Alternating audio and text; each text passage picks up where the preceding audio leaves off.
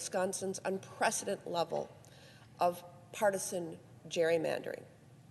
And while our hard-working election officials are facing threats against their lives simply for doing their jobs, enough is enough.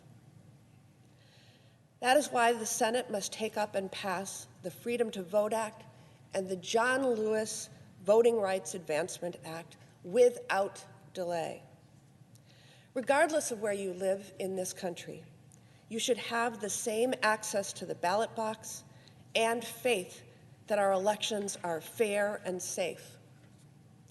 Voting rights has long been a bipartisan issue, but unfortunately, my Republican colleagues are obstructing us from taking up this incredibly important legislation and obstructing us from taking action to stop voter suppression and protect voting rights.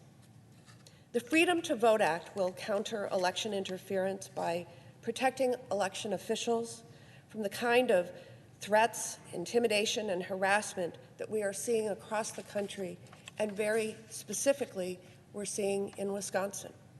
It will put an end to the partisan gerrymandering that lets legislators choose their voters, something we have seen all too clearly in my home state.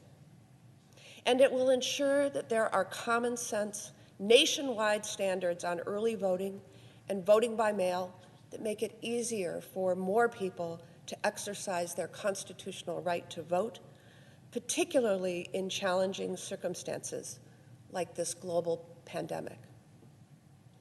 The John Lewis Voting Rights Advancement Act will restore protections under the Voting Rights Act against the type of efforts to restrict access to the ballot that we continue to see in states across the country.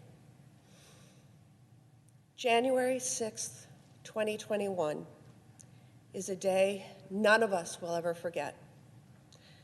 The images of insurrectionists assaulting our brave people in uniform, our seat of government and democracy, will forever be burned into my mind.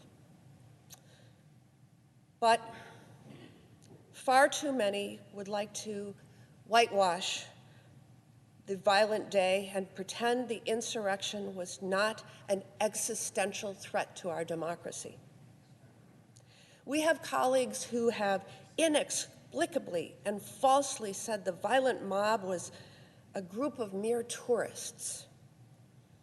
My Republican counterpart from the great state of Wisconsin even called January 6th a peaceful protest. These fly in the face of the truth. This is not right, and we cannot allow the truth to be buried. We must all condemn this insurrection in no uncertain terms, as well as the big lie about the 2020 election that drove the mob to desecrate this hallowed chamber. And we must honor and strengthen our democracy by passing legislation that puts an end to these ceaseless attacks on voters and the integrity of our elections. Mr. President, I yield the floor.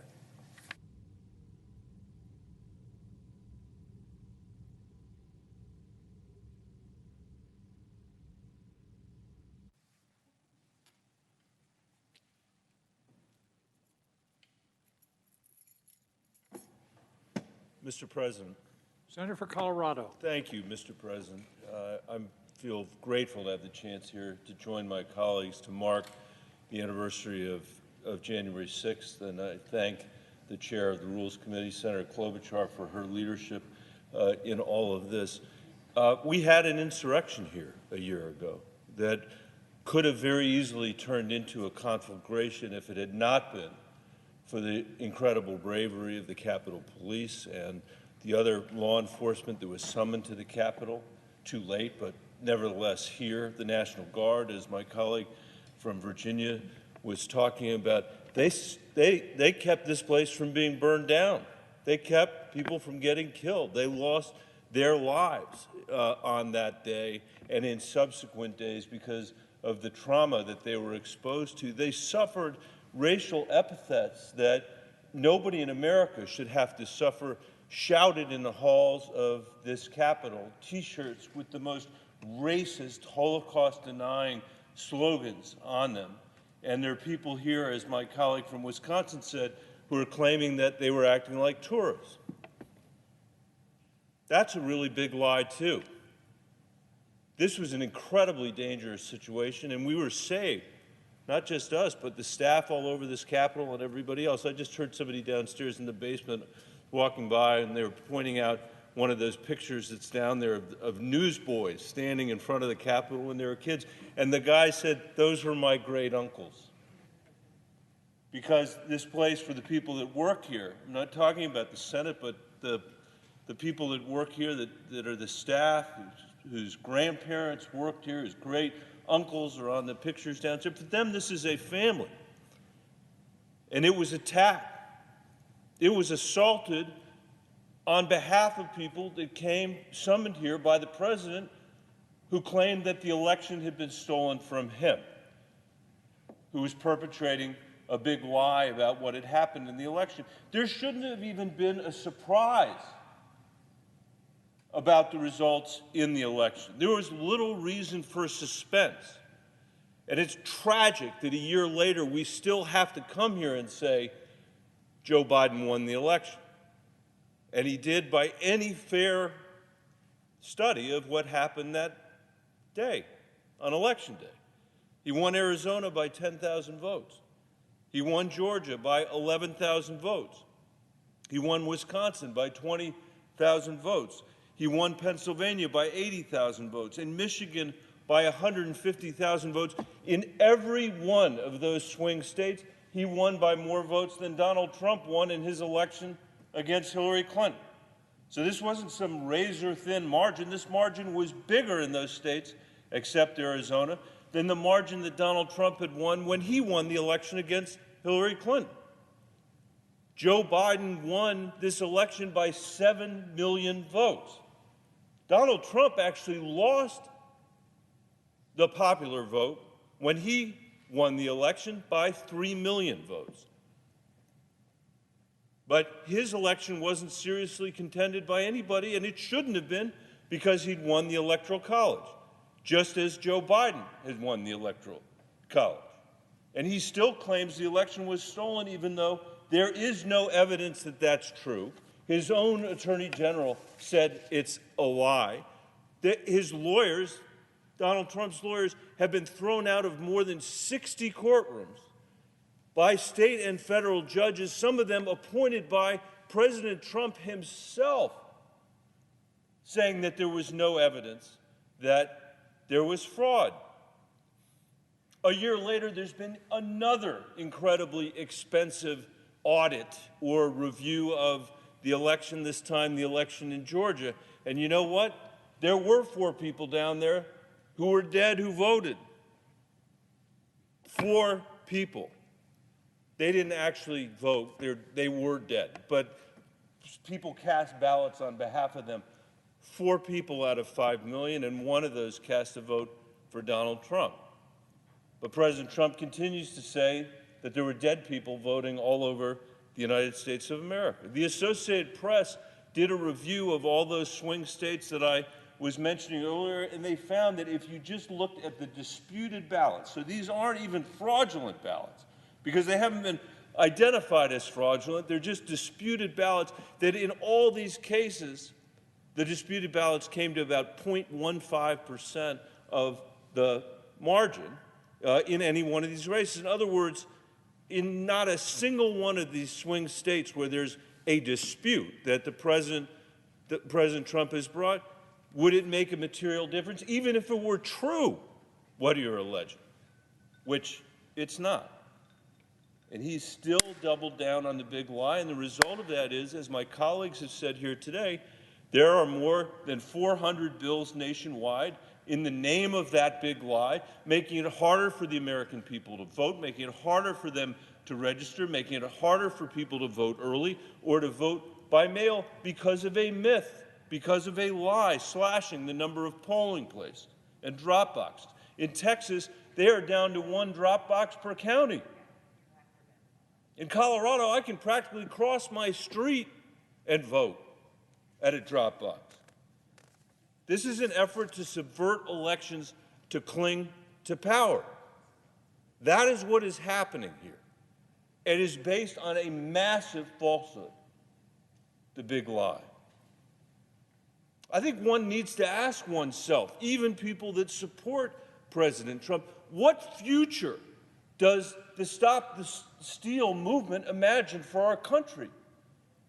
What future do they imagine for this democracy where every election is going to be contested, where political violence replaces the ballot box, where elections are decided by strongmen, not votes, turning us into Russia or China? Is that really what we want our legacy to be here in the country? Do we want to be the first generation of Americans to decide that it's just too hard to do our duty to the people that founded this country, the people that fought from the time this country was founded until today, who died for the sake of democracy, that it's just too hard, that somehow our differences are unique or so important that we're going to give up on our shared commitment to the democracy in favor of those disagreements? I think we need to ask ourselves at a moment like this what we owe the generations of Americans that have fought to make this country more democratic, more fair, and more free. What do we owe the 158 million Americans, a record, who showed up during a plague, this COVID pandemic, to cast their votes for Donald Trump and for Joe Biden? What are they owed? And what do we owe our kids and our grandkids? I think the answer is very clear, which is a stronger democracy and economy that works for everybody, not just the people at the very top. And where do we begin? You know, Colorado, I think, is a great example, Mr. President, where we have made it a lot easier for people to vote. We have one of the highest voter turnouts in the country. I always have to say, especially when the senator from Minnesota is around, that we are number 2 in terms of voter turnout. Minnesota is number 1, but we're coming for you. And that's the spirit we should all have. We should be trying to get more people to vote, not fewer people to vote. We should have vote by mail. We should have early balloting. We have all of that in Colorado, one of the highest turnout rates in the country, and no fraud. No fraud. So I'm going to just finish by saying that we should distrust politicians who can't seem to win people's votes with their argument, just as we should distrust politicians who attack the free press to avoid accountability, even though that free press is enshrined in our Constitution. And we should recommit to each other and the democracy. Let me tell you something, Mr. President. Last week,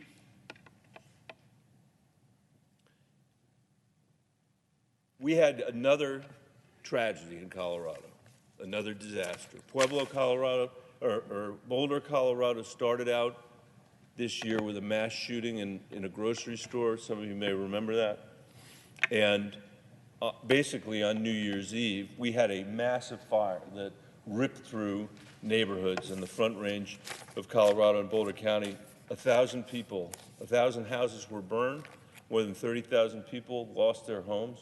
And I sat there thinking to myself as I was with my daughters watching those fires on the television set, how much we actually need each other, you know? And there's a lot of evidence out there in those 2 days.